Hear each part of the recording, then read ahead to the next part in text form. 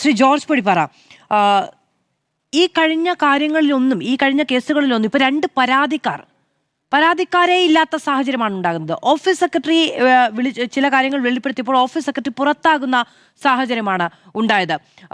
ഈ GST ബില്ലടക്കമുള്ള കാര്യങ്ങളൊക്കെ submit ചെയ്ത് അതുമായി ബന്ധപ്പെട്ട ഫണ്ട് തട്ടിപ്പ് നടത്തിയ കാര്യം പകൽ പോലെ വ്യക്തമായിട്ടും പാർട്ടി നേതൃത്വത്തിന് ഒരു പ്രശ്നവുമില്ല. കഴിഞ്ഞ ദിവസം ഈ കോർ കമ്മിറ്റി യോഗത്തിൽ ചില വിമർശനങ്ങളൊക്കെ ഉണ്ടായി എന്നുള്ളത് പുറത്തേക്ക് വന്നിട്ടുമില്ല. അതിൽ വിളിച്ചു പറഞ്ഞ നേതാക്കൾ പാർട്ടിക്ക് അവമതിപ്പുണ്ടാക്കി എന്നുള്ളതായിരുന്നു സംസ്ഥാന നേതൃത്വത്തിന്റെ നിലപാട്.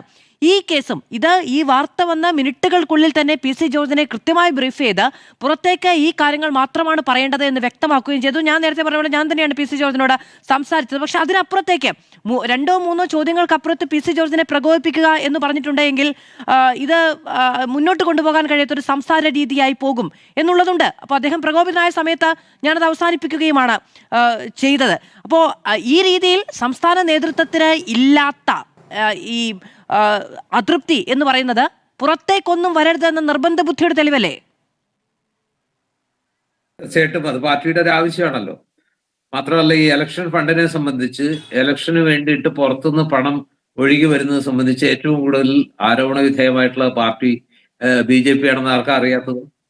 കഴിഞ്ഞ തെരഞ്ഞെടുപ്പ് സമയത്തും നമുക്കറിയാം, വലിയ ആരോപണമായിരുന്നല്ലോ.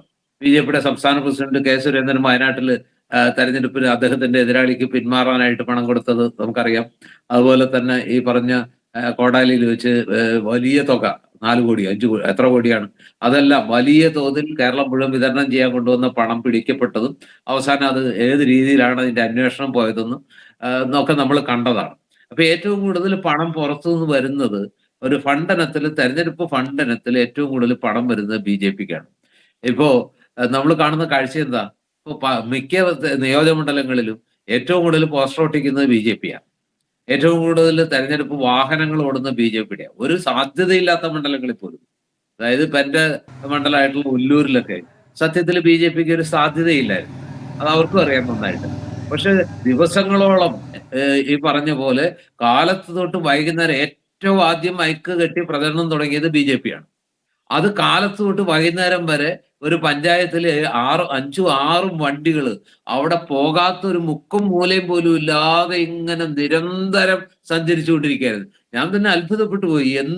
എന്ത് പണമാണ് ഈ മുടക്കിക്കൊണ്ടിരിക്കുന്നത്, എത്രമാത്രം തുക ഇതിനൊക്കെ ആവശ്യമുണ്ട് ഈ പോസ്റ്റർ ഒട്ടിക്കാൻ. ഇതെല്ലാം ഈ പറഞ്ഞ പോലെ കോൺഗ്രസിനകത്തും അതുപോലെ തന്നെ CPM അല്ലെങ്കിൽ ഇടതുപക്ഷവും UDF ഒക്കെ അവരുടെ പ്രവർത്തകരെ ഉപയോഗിച്ചാണ് വലിയ തോതിൽ പോസ്റ്റർ ഒട്ടിക്കുന്നതും ബാനറുകൾ ചെയ്യുന്നതും കട്ടൗട്ടുകൾ സ്ഥാപിക്കുന്നതും ഒക്കെ. പക്ഷെ BJP ഇത് മുഴുവൻ ഇവന്റ് മാനേജ്മെന്റ് ഗ്രൂപ്പിനെ ഏൽപ്പിക്കുകയാണ്. അവരാണ് ഇപ്പൊ ചെയ്തുകൊണ്ടിരിക്കുന്നത്. അവരുടെ പ്രവർത്തകർ പലയിടത്തും ഒന്നും ചെയ്യുന്നില്ല. ഇതെല്ലാം രായ്ക്ക് രാമാനും നേരം വെളുക്കുമ്പോഴേക്കും ഈ പറയുന്ന സ്ഥലങ്ങളിലെല്ലാം ആയിരക്കണക്കിന് പോസ്റ്റർ ഒട്ടുകയാണ്. അതുപോലെ തന്നെ കട്ടൗട്ടുകൾ, ഹോർഡിങ്ങുകൾ സ്ഥാപിക്കപ്പെടുകയാണ്. ഇത് ഒരു പ്രവർത്തകരും ഒന്നും അറിയുന്നില്ല. ഇതെല്ലാം ഇവന്റ് മാനേജ്മെന്റ് പണം കൊടുത്താൽ ഇതെല്ലാം രാത്രി അല്ലെങ്കിൽ രായ്ക്ക് രാമാനം ഇതെല്ലാം ചെയ്തു കൊടുക്കാവുന്ന സംവിധാനങ്ങളുണ്ട്. അപ്പൊ ഈ പണം മാത്രം മതി. ആ പണം BJP യഥേഷ്ടം ഒഴുക്കുന്നുണ്ട്.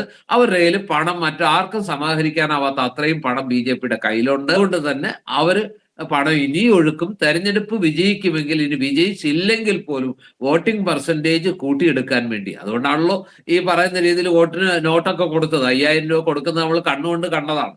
അതിന് പിന്നെ എന്തെല്ലാം ഭാഷയാണ് ശോഭാ സുരേന്ദ്രൻ നടത്തിയതെന്ന് നമ്മൾ കണ്ടതാണ്. അതിൽ പാർട്ടി എന്ത് അന്വേഷണം നടത്തിയെന്നും എന്ത് ശിക്ഷ വിധിച്ചു എന്നും മേലിൽ ഇത്തരം കാര്യം ഈ രീതിയിൽ കാര്യങ്ങൾ ആവർത്തിക്കപ്പെടാതിരിക്കാൻ പാർട്ടി എന്ത് ജാഗ്രത.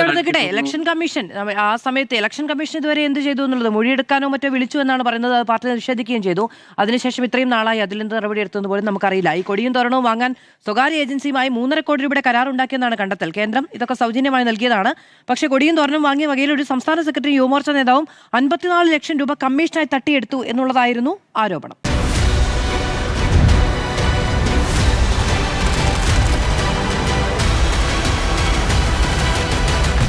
Debate with Madhu Saji.